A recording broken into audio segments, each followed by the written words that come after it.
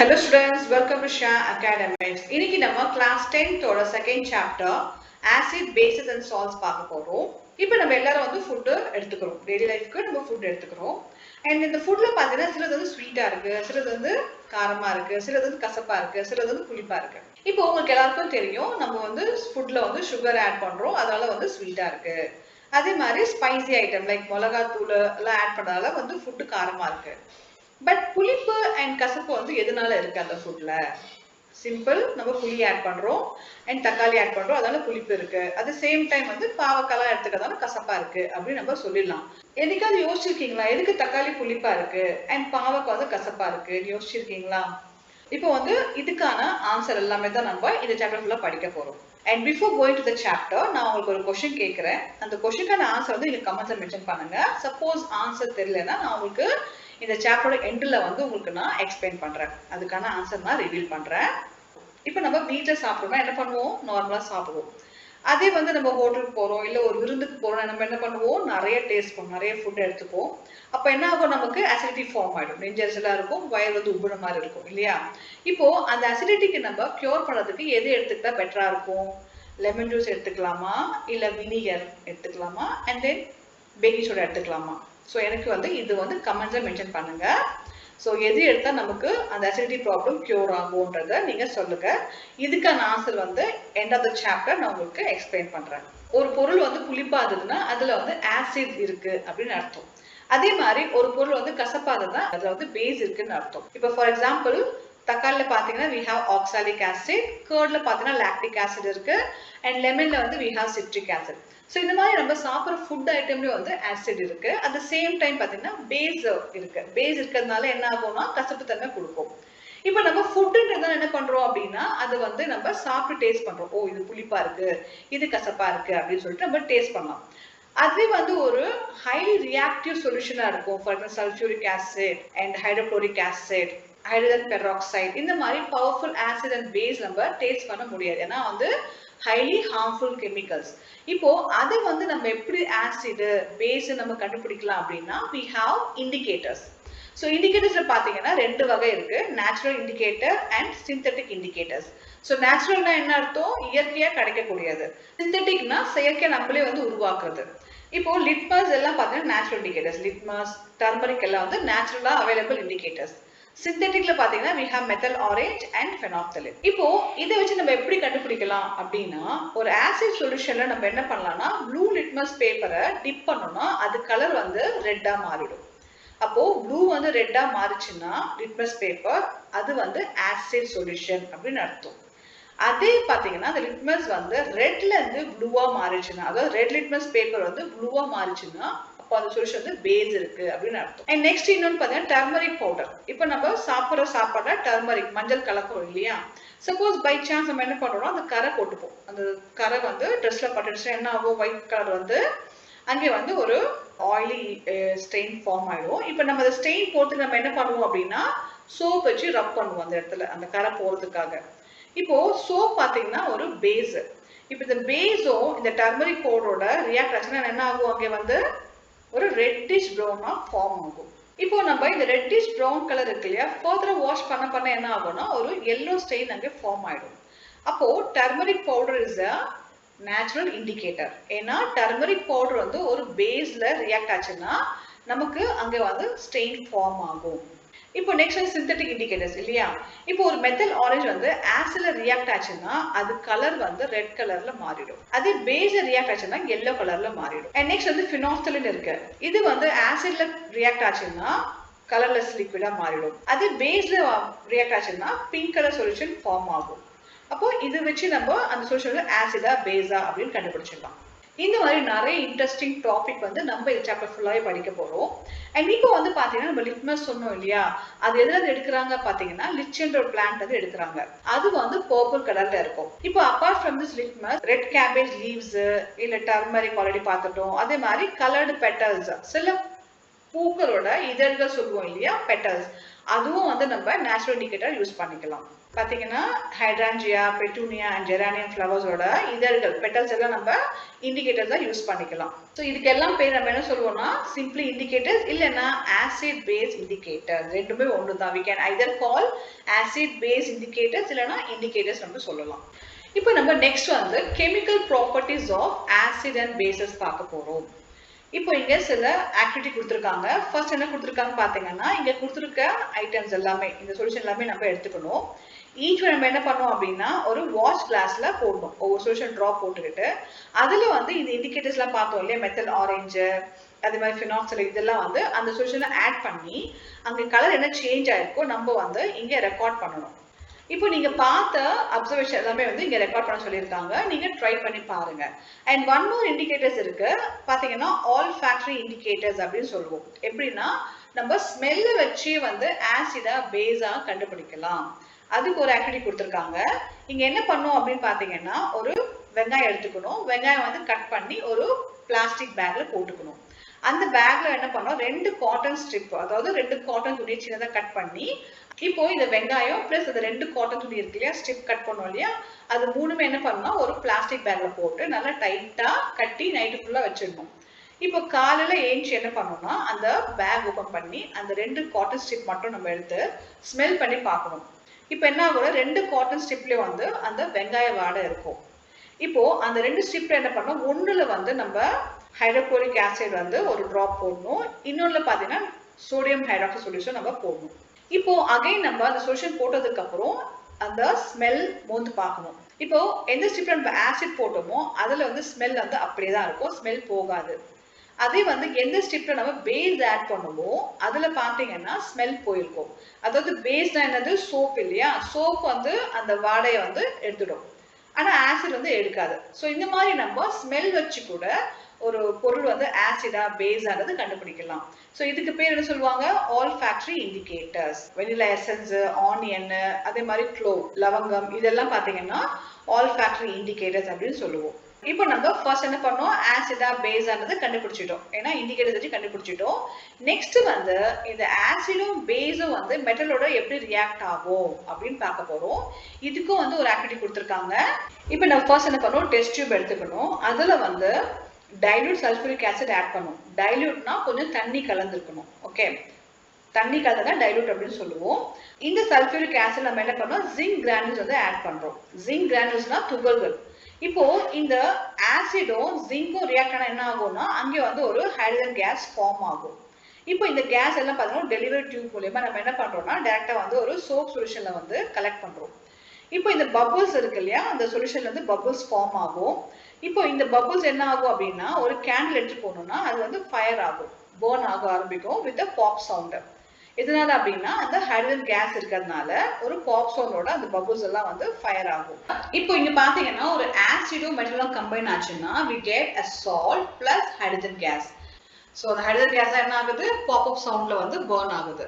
என்ன salt form ஆகுதுன்னா zinc sulphate, ZnSO4 salt form ஆகுது.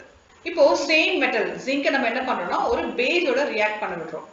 அப்போ NaOH plus ஜிங்க் ரெண்டுமே ரியாக்ட் ஆச்சுன்னா நமக்கு என்ன கிடைக்கும்னா சோடியம் ஜிங்கேட்ற ஒரு சால்ட் கிடைக்கும், பிளஸ் வந்து ஹைட்ரஜன் கேஸ் ஃபார்ம் ஆகும்.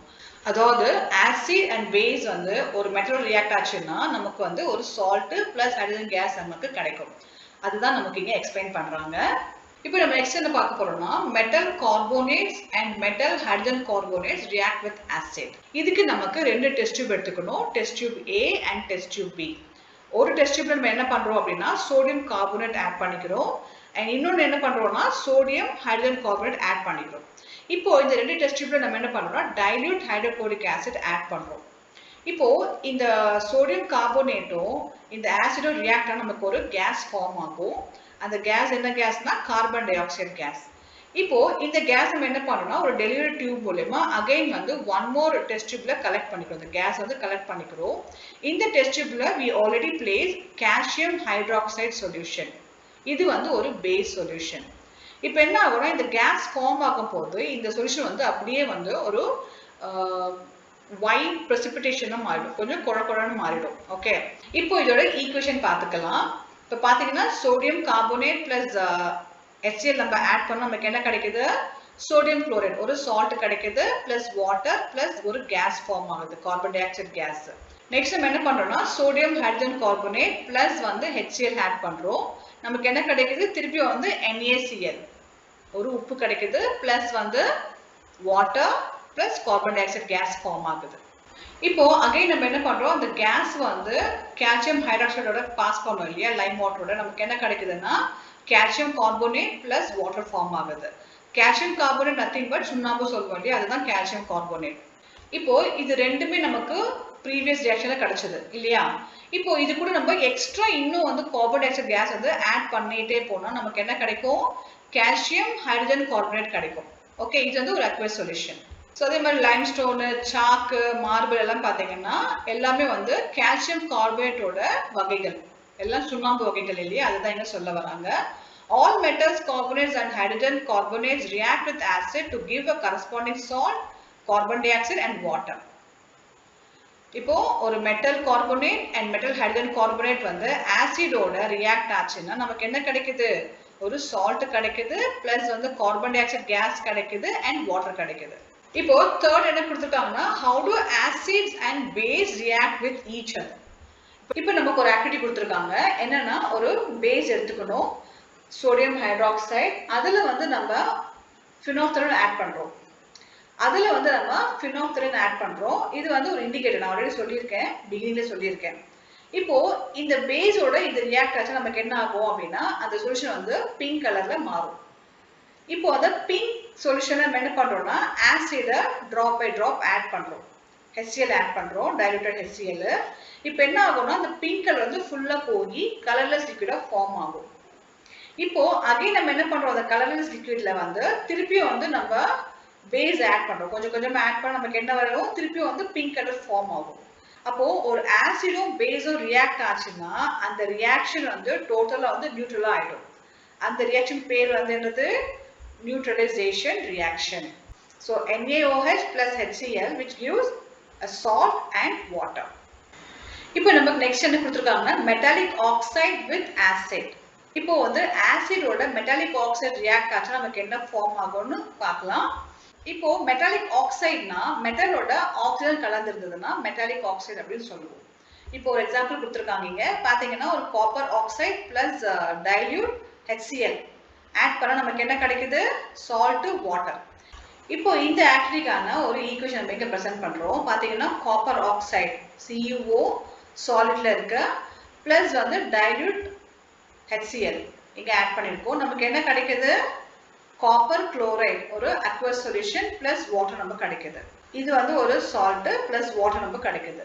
ஸோ இந்த ரியாக்ஷன் நம்ம பிரசன்ட் பண்ணிருக்கோம் இங்க. நெக்ஸ்ட் நம்ம என்ன பார்க்க போறோம்னா reaction of non metallic oxide with base. இங்க பாத்தீங்கன்னா calcium hydroxide when it react with carbon dioxide it forms salt and water. அதாவது இது வரைக்கும் நம்ம பார்த்த ரியாக்ஷன் எல்லாத்துலயும் பாத்தீங்கன்னா சால்ட் வந்து எல்லாத்துலயும் ரிசல்ட்டா வருது, சால்ட், வாட்டர் பிளஸ் வந்து கேஸ் பாத்தீங்கன்னா சில ரியாக்ஷன்ல வந்து ஹைட்ரஜன் கேஸ் கிடைக்குது, சிலதுல வந்து carbon dioxide gas form ஆகுது. அண்ட் ஒன் மோர் திங் என்ன சொல்றாங்கன்னா நான் மெட்டாலிக் ஆக்சைடு வந்து பாத்தீங்கன்னா அசிடிக் இன் நேச்சரா இருக்கும் அப்படின்னு சொல்றாங்க. நெக்ஸ்ட் டாபிக் பாத்தீங்கன்னா what do all acid and bases have in common. இப்போ நம்ம ப்ரீவியஸ் ரியாக்ஷன்ல பார்த்தோம் இல்லையா, ஒரு ஆசிடோட எனி மெட்டலோ இல்ல நான் மெட்டல் ரியாக்ட் ஆச்சு நமக்கு என்ன கிடைக்குது? கண்டிப்பா அங்க ஹைட்ரஜன் கேஸ் கிடைக்குது. அப்போ ஆசிட் கண்டென்ட் எல்லாமே வந்து ஹைட்ரஜன் கேஸ் இருக்கா அது செக் பண்ணதுக்கு ஒரு ஆக்டிவிட்டி கொடுத்துருக்காங்க. We can take any solution like glucose எடுத்துக்கலாம், alcohol, HCl and sulfuric acid எடுத்துக்கலாம். இப்போ என்ன பண்ணோம்னா ஒரு பீக்கர்ல வந்து ஒரு கார்க் வச்சு அது மேல ரெண்டு ஆணியை வந்து இன்சர்ட் பண்ணி வைக்கிறோம். இப்போ இந்த ஆணி என்ன பண்றோம்னா ரெண்டு பக்கமும் வயரிங் பண்ணி ஒரு பல்போட கனெக்ட் பண்றோம், ஒரு சர்க்யூட் ஃபார்ம் பண்றோம். ஓகே, ஸ்விட்ச் எல்லாம் வச்சு சர்க்யூட் ஃபார்ம் பண்றோம். இப்போ இந்த பீக்கர் நம்ம என்ன பண்றோம்னா ஃபர்ஸ்ட் வந்து டைல்யூட் HCl ஹைட்ரோகுளோரிக் ஆசிட் போடுறோம். இப்போ என்ன ஆகும்னா ஹைட்ரோகுளோரிக் ஆசிட் போடுறதுனால இந்த பல்ப் வந்து க்ளோ ஆக ஆரம்பிக்கும். அண்ட் சப்போஸ் நம்ம இந்த பீக்கர்ல வந்து instead of this HCl glucose போட்டோம் அப்படின்னா இந்த பல்ப் வந்து க்ளோ ஆகாது. ஸோ இந்த மாதிரி ஒவ்வொரு சொல்யூஷனும் இந்த பீக்கர்ல போட்டு செக் பண்ண சொல்லியிருக்காங்க. எந்தெந்த சொல்யூஷனுக்கு வந்து பல்ப் க்ளோ ஆகுதோ நோட் பண்ணி வச்சுக்க சொல்லியிருக்காங்க. இப்போ இங்க என்ன கன்க்ளூட் பண்றாங்கன்னு பார்க்கலாம். ஆசிட் போட்டா மட்டும் தான் என்ன ஆகுது, பல்ப் வந்து க்ளோ ஆகுது. மற்றபடி ஆல்கஹாலோ இல்ல வந்து குளுக்கோஸோ போடும்போது பல்ப் க்ளோ ஆகல. அப்போ பல்ப் எதனால க்ளோ ஆகலைன்னா அங்க வந்து கரண்ட் பாஸ் ஆகல, கரண்ட் ஃபார்ம் ஆகல அப்படின்னு அர்த்தம். எப்படி இங்க வந்து ஆசிட் போட்டா மட்டும் கரண்ட் ஃபார்ம் ஆகுது அப்படின்னா, ஆசிட் என்ன இருக்கு, H+ அயான்ஸ் இருக்கு. இப்போ HCl என்ன ஆகுது அப்படின்னா தண்ணியில கலக்க போது இங்க வந்து ஹைட்ரஜன் தனியா வந்துருது அண்ட் குளோரின் வந்து தனியா வந்துருது. இது வந்து பாசிட்டிவ், இது நெகட்டிவ் ஆயிருது. இப்போ தண்ணியில கலக்கிறதுனால என்ன ஆகும்னா இந்த அயான்ஸ் வந்து ஃப்ரீயா மூவ் ஆகும். ஸோ ஃப்ரீ மூவ்மெண்ட் இருக்கும்போது என்ன ஆகும் அப்படின்னா கரண்ட் பாஸ் ஆகும். ஸோ இந்த ரீசனால தான் என்ன ஆகுதுன்னா ஆசிட் போடும்போது கரண்ட் பாஸ் ஆகுது, வேறஸ் குளுக்கோஸ் அண்ட் ஆல்கஹால் போடும்போது கரண்ட் பாஸ் ஆகல. இப்போ இதே விஷயம் நம்ம என்ன பண்ணலாம்னா பேஸ் வச்சு செக் பண்ணி பார்க்கலாம். பேஸ் என்ன இருக்கு, சோடியம் ஹைட்ராக்சைடு இல்லைன்னா கால்சியம் ஹைட்ராக்சைடு வச்சு இதே மாதிரி ஒரு பீக்கர்ல நெயில் இன்சர்ட் பண்ணி ஒரு சர்க்யூட் ஃபார்ம் பண்ணி பல்ப் ஃபிக்ஸ் பண்ணி செக் பண்ணி பார்க்கும்போது பேஸ் போட்டாலும் நமக்கு என்ன ஆகும், கரண்ட் பாஸ் ஆகும். இப்போ ஒரு பேஸ் பார்த்தீங்கன்னா NaOH நம்ம எடுத்துக்கிறோம். இப்போ இது தண்ணியில டைல்யூட் ஆகும்போது நமக்கு என்ன ஆகும்னா Na வந்து பாசிட்டிவ் அயான் அண்ட் OH வந்து நெகட்டிவ் அயான் ஸ்பிளிட் ஆயிடும். இப்போ இந்த அயான்ஸ் வந்து தண்ணியில வந்து ஃப்ரீயா மூவ் ஆகும் போது நமக்கு என்ன ஆகும்னா கரண்ட் ஃப்ளோ அங்க இருக்கும். அப்போ பேஸ்லயும் வந்து கரண்ட் பாஸ் ஆகும், ஆசிட்லயும் கரண்ட் பாஸ் ஆகும். நெக்ஸ்ட் என்ன கொடுத்திருக்காங்க, what happens to an acid or a base in a water solution. இப்போ ஒரு ஆசிட் வந்து தண்ணியில கலந்தா என்ன ஆகும், அதே மாதிரி பேஸ் வந்து தண்ணியில கலந்தா என்ன ஆகும் அப்படின்னு பார்க்கலாம். ஸோ இப்போ வந்து நமக்கு இங்க என்ன பண்ணணும்னா ஒரு டெஸ்ட் டியூப்ல சோடியம் குளோரைடு எடுத்துக்கணும். அதுல வந்து டிராப் பை டிராப் நம்ம வந்து சல்ஃபியூரிக் ஆசிடை வந்து ஆட் பண்றோம். இப்போ பார்த்தீங்கன்னா இங்க ஒரு கேஸ் வந்து எவால்வ் ஆகும். இப்போ இந்த கலெக்ட் ஆன கேஸ் வந்து நம்ம வெட் ப்ளூ லிட்மஸ் பேப்பர் இருக்கு இல்லையா, அதுல காட்டணும் என்ன ஆகும், இந்த லிட்மஸ் வந்து ரெட்டா மாறும். எதனால அப்படின்னா HCl வந்து தண்ணியோட கலந்ததுன்னா என்ன ஆகும், அங்கே வந்து ஹைட்ரஜன் அயான்ஸ் ஃபார்ம் ஆகிறதுனால அது வந்து அசிடிக்கா மாறிடும். இப்போ நமக்கு ஈக்குவேஷன் பார்த்தீங்கன்னா HCl plus water combine ஆச்சுன்னா we get hydrogen ion plus chlorine. இப்போ இந்த ஹைட்ரஜன் அயான் வந்து தனியா இருக்காது. அது எப்போ கிடைக்கும் அப்படின்னா when hydrogen combines with the water we get this hydrogen ion. Okay, இப்போ இதே மாதிரி ஒரு பேஸோ வாட்டரோ கலந்தா நமக்கு என்ன கிடைக்கும், sodium plus hydroxide. So sodium வந்து aqueous solution அண்ட் இது வந்து aqueous solution. சேம் வே பார்த்தீங்கன்னா potassium hydroxide and magnesium hydroxide வந்து வாட்டர்ல கலந்தா நமக்கு என்ன கிடைக்கும், பொட்டாசியம் பிளஸ் ஹைட்ராக்சைடு, அதுவே மெக்னீசியம் பிளஸ் ஹைட்ராக்சைடு கிடைக்கும். ஸோ மோஸ்ட்லி நமக்கு பேஸ் வந்து வாட்டர்ல கலந்தா நமக்கு என்ன கிடைக்குது, ஹைட்ராக்சைடு அயான்ஸ் கிடைக்குது. அதே வந்து ஆசிட் வந்து வாட்டர்ல கலந்தா நமக்கு என்ன கிடைக்குது, ஹைட்ரோனியம் அயான்ஸ் இல்லைன்னா ஹைட்ரஜன் அயான்ஸ் கிடைக்குது. அண்ட் மோஸ்ட்லி வந்து பேசஸ் எல்லாம் பார்த்தீங்கன்னா வாட்டர் சொல்யூபிள். இப்போ நம்ம சோப்லாம் தண்ணியில கரையுது இல்லையா, அதுதான் இங்க கொடுத்துருக்காங்க.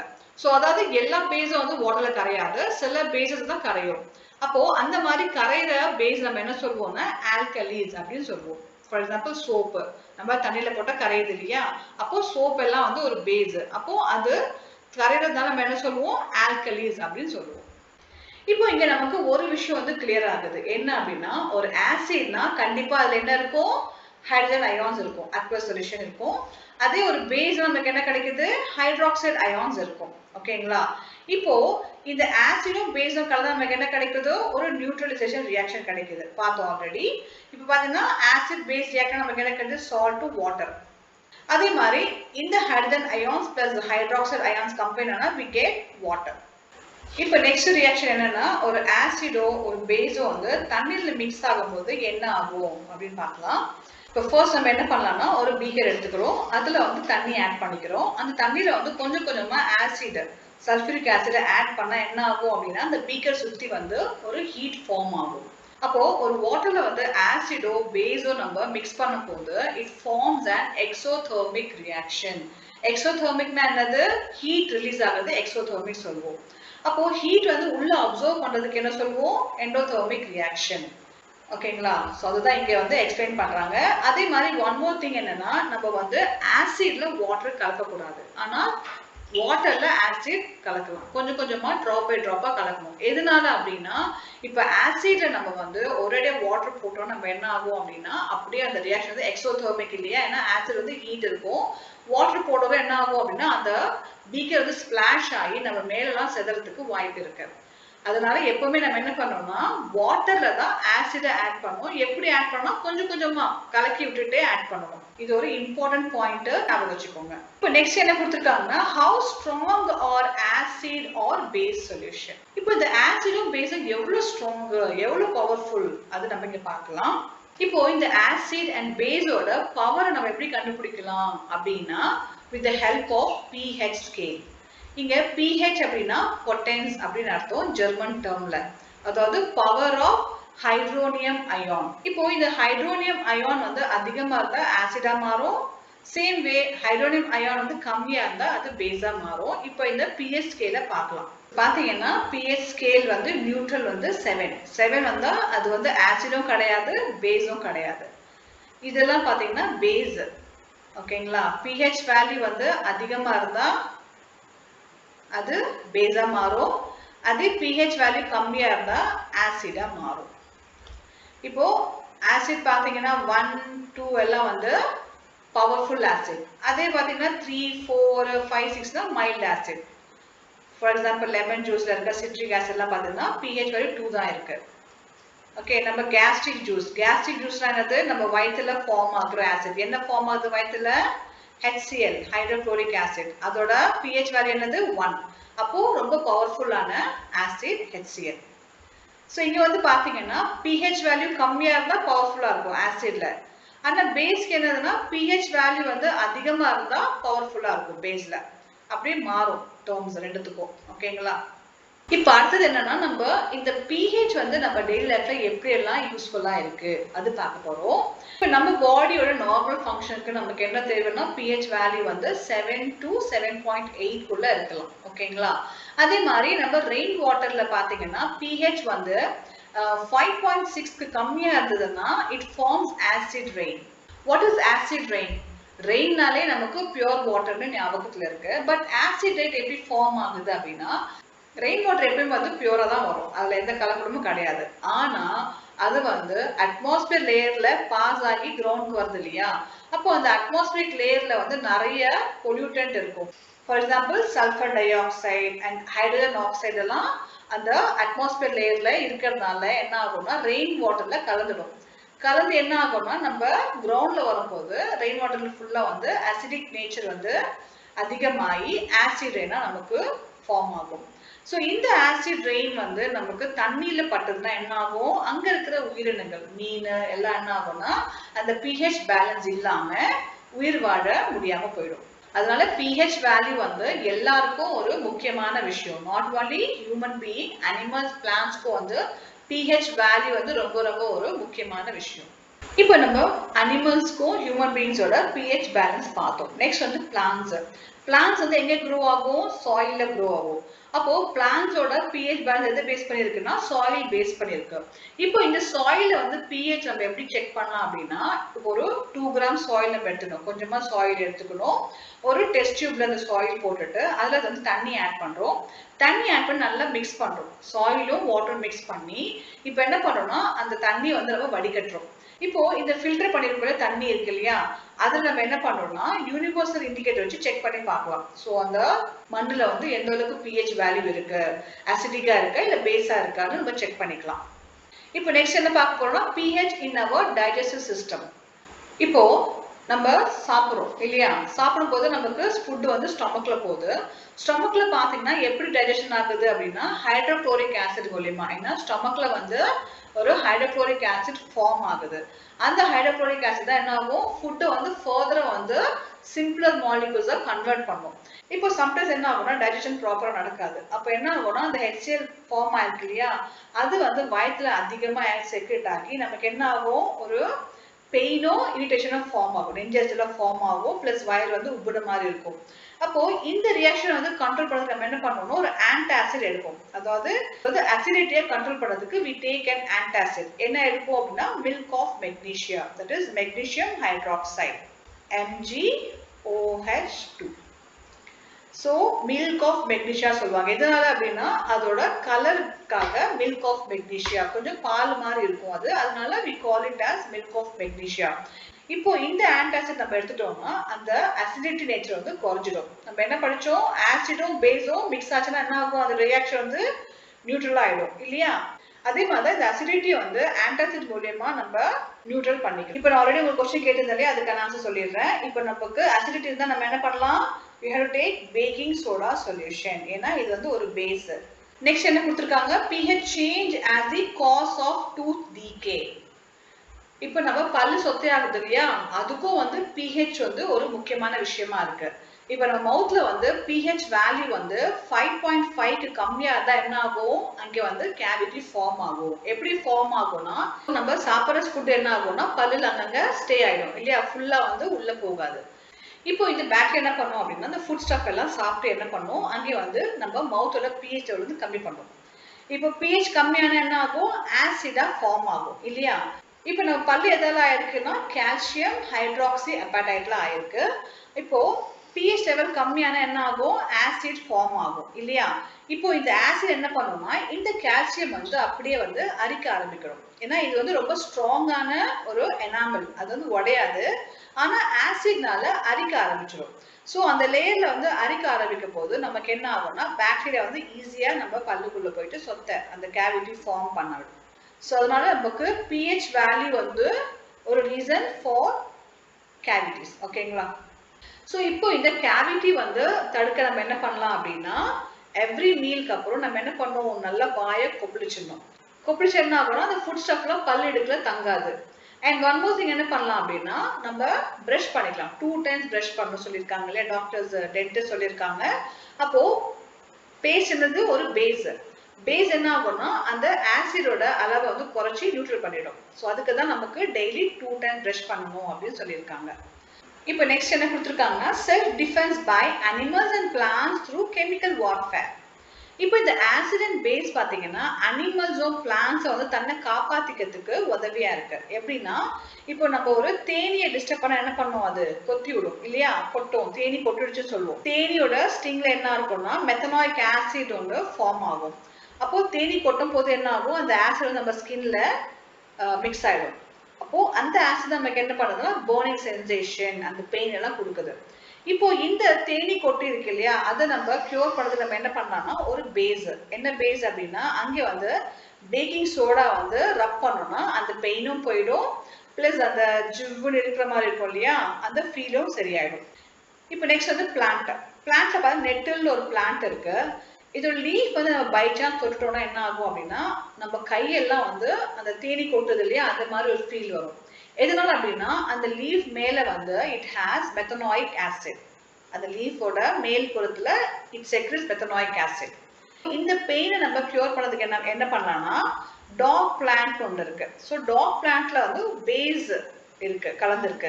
அந்த டாக் பிளான்டோட இலை வந்து அது மேல ரப் பண்ணணும். நம்ம எங்க அஃபெக்ட் ஆயிருக்கோ அந்த கையில ரப் பண்ணோம்னா அந்த அசிடிக்கோட அந்த எரிச்சலோ பெயினோ வந்து நமக்கு சரியாயிடும். ஸோ பிளான்ட்லயும் வந்து அந்த ஆசிட் அண்ட் பேஸ் வந்து ஒரு முக்கிய விஷயமா இருக்கு. இப்போ இங்க வந்து ஃபியூ லிஸ்ட் கொடுத்துருக்காங்க, அதாவது இயற்கையா கிடைக்கக்கூடிய ஆசிட் என்னென்னு கொடுத்துருக்காங்க. இப்போ ஃபுட்ல பாத்தீங்கன்னா we have these acid. அதே மாதிரி ஆண்ட்ல நமக்கு என்ன பார்த்தோம், மெத்தனாயிக் ஆசிட். அதே மாதிரி பிளான்ட் நெட்டில் ஸ்டிங்ல நமக்கு மெத்தனாயிக் ஆசிட் இருக்கு. இப்போ அடுத்து நம்ம என்ன பார்க்க போறோம்னா சால்ட் பத்தி பார்க்க போறோம். இப்போ நம்ம ப்ரீவியஸ் ரியாக்ஷன் என்ன பார்த்தோம்னா ஒரு மெட்டலும் ஆசிடும் ரியாக்ட் ஆச்சுன்னா we get a salt. அதே மாதிரி மெட்டல் வித் பேஸ் கம்பேர் ஆச்சுன்னா we get a salt. So ஒவ்வொரு ரியாக்ஷன் நமக்கு ஒரு டைப் ஆஃப் சால்ட் நமக்கு பார்த்தோம். இப்போ இந்த சால்ட் பத்தி நம்ம நிறைய விஷயம் தெரிஞ்சுக்கலாம்.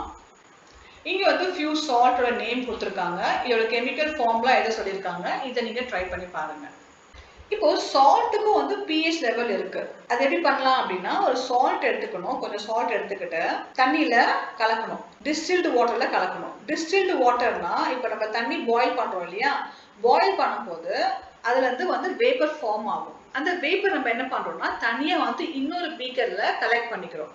அப்போ அது வந்து பியூர் ஃபார்ம் ஆஃப் வாட்டர் கிடைக்கும். எந்த ஒரு கலப்படம் இல்லாத தண்ணி இருக்கதா டிஸ்டில்டு வாட்டர் சொல்லுவோம். இப்போ அந்த தண்ணியில சால்ட் கலக்குறோம். கலக்கும் போது நம்ம என்ன பண்றோம்னா அந்த லிட்மஸ் பேப்பர் இண்டிகேட்டர் பார்த்தோம் இல்லையா, அதை வச்சு செக் பண்ணி பார்க்குறோம். அதாவது லிட்மஸ் பேப்பர் வந்து ப்ளூ டு ரெட்டா மாறுச்சுன்னா ஆசிட், ரெட் டு ப்ளூவா மாறுச்சுன்னா பேஸ். அதை வச்சு அந்த சால்ட் வந்து அசிடிக்கா பேசிக்கானது கண்டுபிடிச்சிடலாம். ஸோ இது வந்து எம்சிக்யூல கேட்க வாய்ப்புகள் இருக்கு. அதாவது ஒரு ஸ்ட்ராங் ஆசிடும் ஸ்ட்ராங் பேஸும் கம்பைன் ஆகி நமக்கு ஒரு சால்ட் கிடைச்சா அந்த சால்ட் எப்படி இருக்கும்? பிஹெச் வேல்யூ வந்து 7 இருக்கும். அதாவது ஆசிடும் பேஸும் வந்து ரியாக்ட் என்ன ஆகும்? நியூட்ரலா மாறிடும் இல்லையா? அப்போ அந்த சால்ட் வந்து we get neutral. And next பாத்தீங்கன்னா ஸ்ட்ராங் ஆசிடும் வீக் பேஸும் கம்பைன் ஆகி நமக்கு ஒரு சால்ட் கிடைச்சா அந்த சால்ட் வந்து பிஹெச் வேல்யூ கம்மியா இருக்கும். அப்போ அந்த சால்ட் வந்து அசிடிக்கா இருக்கும். நெக்ஸ்ட் என்னன்னா ஸ்ட்ராங் பேஸும் வீக் ஆசிடும் கம்பைன் ஆகி ஒரு சால்ட் நமக்கு கிடைச்சதுன்னா அதோட பிஹெச் வேல்யூ என்ன இருக்கும்? மோர் தென் 7. அதாவது பேசிக் லெவல் சால்ட்டா இருக்கும். ஸ்ட்ராங் ஆசிட் வீக் பேஸ்னா நமக்கு சால்ட் வந்து அசிடிக்கா இருக்கும். ஸ்ட்ராங் பேஸும் வீக் ஆசிட்னா அந்த சால்ட் வந்து பேசிக், அதாவது பேஸோட தன்மை அதிகமா இருக்கும். அதுதான் டிஃபரன்ஸ். இந்த क्वेश्चन வந்து எம்சிக்யூல வரதுக்கு வாய்ப்பு இருக்கு, நோட் பண்ணிக்கோங்க. இப்போ நமக்கு நெக்ஸ்ட் என்ன டாபிக்னா chemicals from common salt. Common salt நம்ம சாப்பிடுறோம் இல்லையா, சமையல்ல போடுற உப்பு தான் காமன் சால்ட் சொல்லுவோம். இது எப்படி ஃபார்ம் ஆகுது அப்படின்னா combination of hydrochloric acid and sodium hydroxide. So இது ரெண்டு கலந்து நமக்கு என்ன கிடைக்குதுன்னா சோடியம் குளோரைடு, அதாவது NaCl தான் காமன் சால்ட்டோட கெமிக்கல் ஃபார்முலா. இப்போ இந்த சால்ட் நமக்கு எங்க கிடைக்குதுன்னா சீ வாட்டர் மூலியமா கிடைக்குது. இப்போ சம்டைம்ஸ் என்ன ஆகும்னா இந்த சீ வாட்டர் போயிட்டு பாறை இடுக்குலாம் போயிட்டு தேங்கி அங்க வருஷ கணக்கா என்ன ஆகும்னா தண்ணி வந்து ட்ரை ஆகி அந்த தண்ணியில இருக்கிற உப்பெல்லாம் என்ன ஆகும்னா பாறையா ஃபார்ம் ஆயிடும். அப்போ இது என்ன பண்ணுவாங்கன்னா தோண்டி எடுப்பாங்க. நம்ம கோல், அதாவது நிலக்கரி தோன்றோம் இல்லையா, அந்த மாதிரி இதையும் தோண்டி எடுப்பாங்க. அதுக்கு பேர் வந்து ராக் சால்ட் அப்படின்னு சொல்லுவோம். அது வந்து ஆல்மோஸ்ட் வந்து நம்ம பாறை மாதிரி தான் இருக்கும். அது உடச்சி பவுடர் பண்ணி நமக்கு இப்போ பேக்கெட்ல வருது. இப்போ இந்த சால்ட்டுக்காக ஒரு பெரிய போராட்டமே நடந்திருக்கு. உங்களுக்கு தெரிஞ்சிருக்கும்னு நினைக்கிறேன். அதாவது மகாத்மா காந்தி என்ன பண்றாருன்னா டண்டி மார்ச் பண்ணாரு சால்ட்டுக்காக. ஸோ பிரிட்டிஷர்ஸ் கிட்ட இருந்து டண்டி மார்ச் பண்ணி நமக்கு சால்ட்டுக்கான ரைட்ஸை வாங்கி கொடுத்தாரு. ஸோ அதனால சால்ட் வந்து ஃபுட்டுலயும் கிடையாது, நம்மளோட ஹிஸ்டரியிலயும் வந்து ஒரு முக்கியமான ஒரு பொருளா இருக்கு. நெக்ஸ்ட் வந்து common salt a raw material for chemicals. இப்போ நம்ம சாப்பிட்ற காமன் சால்ட் இருக்கு இல்லையா, NaCl, இதை வச்சு நிறைய கெமிக்கல்ஸ் நம்ம தயாரிக்கலாம்.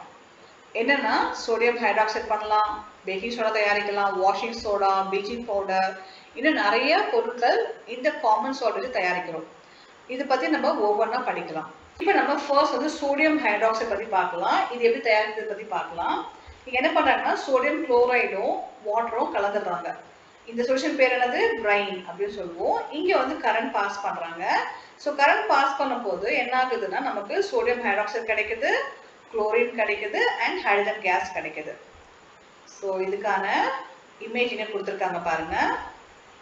ஸோ பிரைன்னா என்னது? Sodium chloride plus water solution. இங்க கரண்ட் பாஸ் பண்றாங்க. ரெண்டு எலக்ட்ரோட் வச்சிருக்காங்க, ஆனோட் அண்ட் கேத்தோடு. இங்க வந்து we get Cl2, இங்க வந்து ஹைட்ரஜன் கேஸ், இங்க வந்து sodium hydroxide. we can use the Cl2 for water treatment, swimming pools எல்லாம் யூஸ் பண்ணிக்கலாம். அதே மாதிரி H2 பார்த்தீங்கன்னா ஃபியூவல்ஸா யூஸ் பண்ணிக்கலாம், அமோனியா ஃபர்டிலைசரா நம்ம யூஸ் பண்ணிக்கலாம்.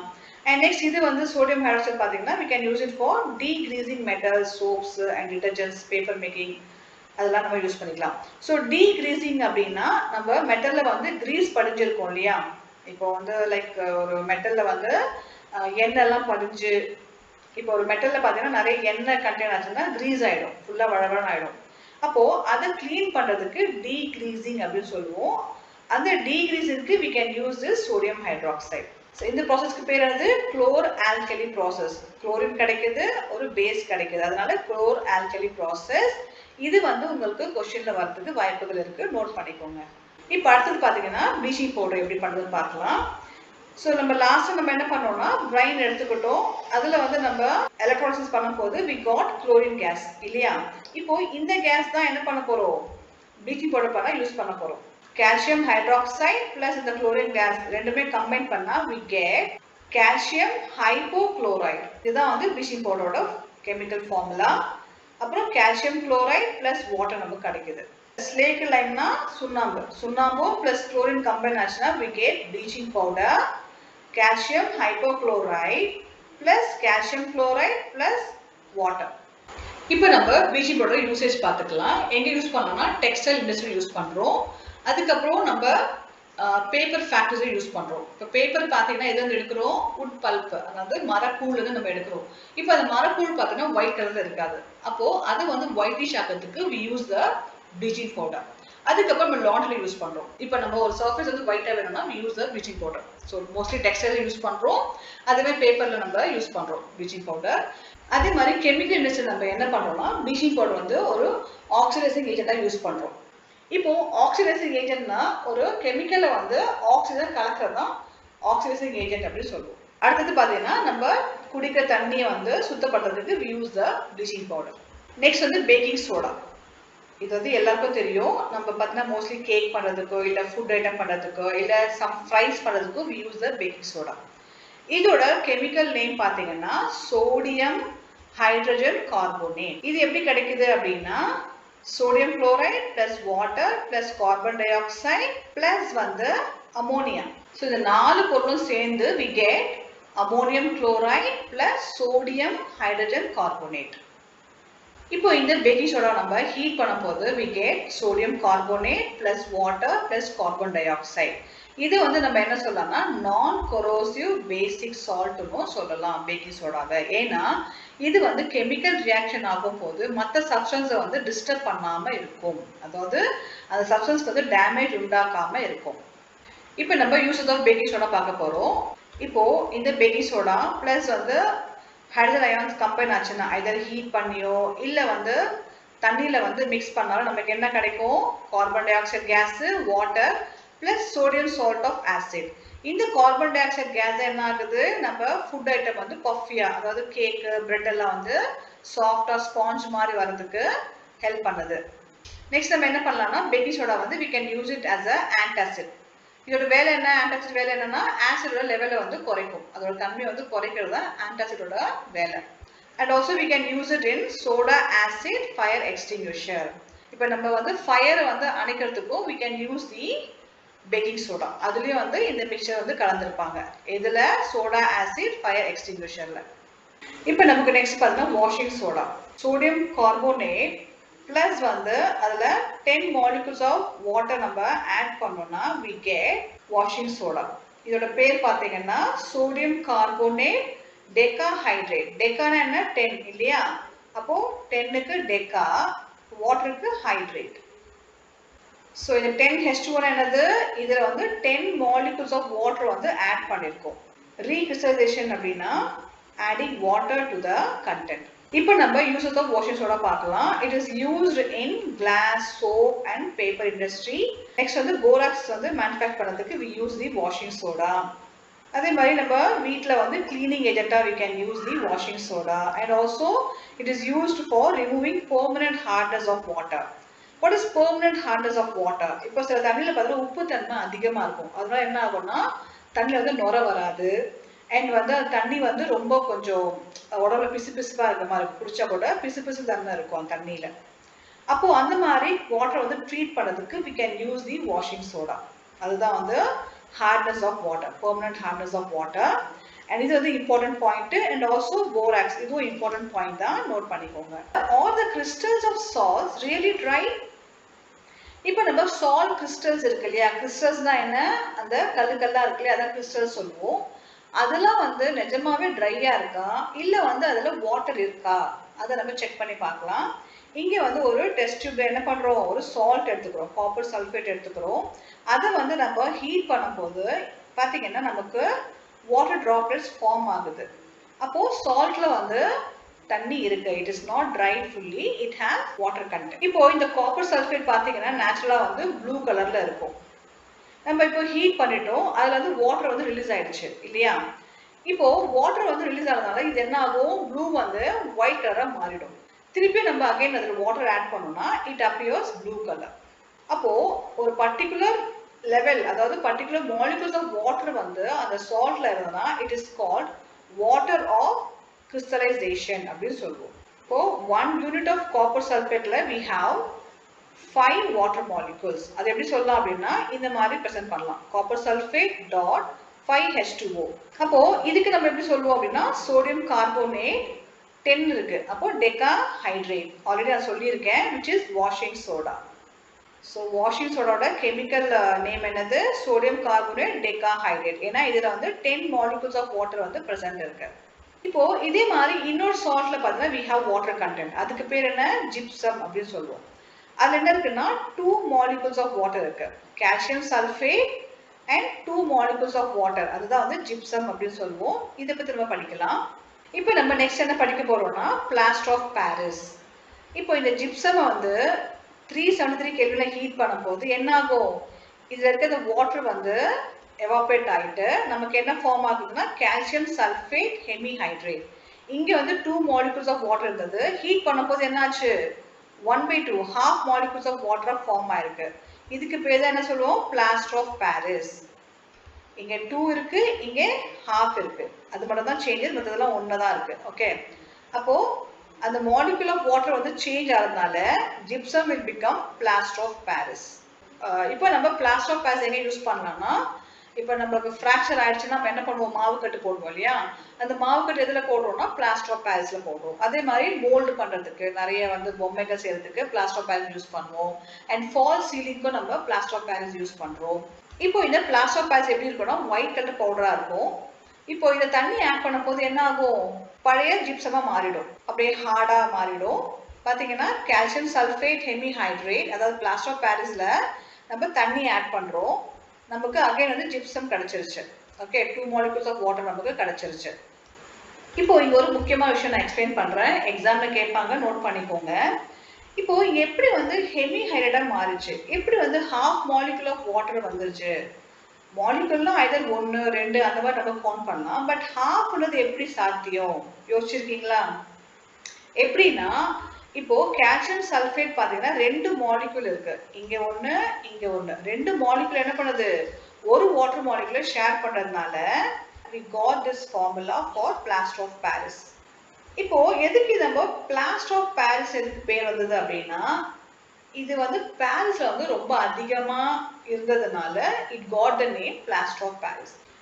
ஸோ இதோட நம்ம வந்து இந்த ஆசிட் பேஸ் அண்ட் சால்ட்டோட சாப்டர் முடிச்சிட்டோம். இதுல வந்து ஃபர்தரா உங்களுக்கு டவுட் இருந்தா கமெண்ட்ஸ்ல மென்ஷன் பண்ணுங்க. ஸோ தட் நான் வந்து அடுத்தடுத்த வீடியோ வந்து பெஸ்ட்டாக உங்களுக்கு நான் அப்லோட் பண்ண முடியும். தேங்க்ஸ் ஃபார் வாட்சிங். தேங்க்யூ.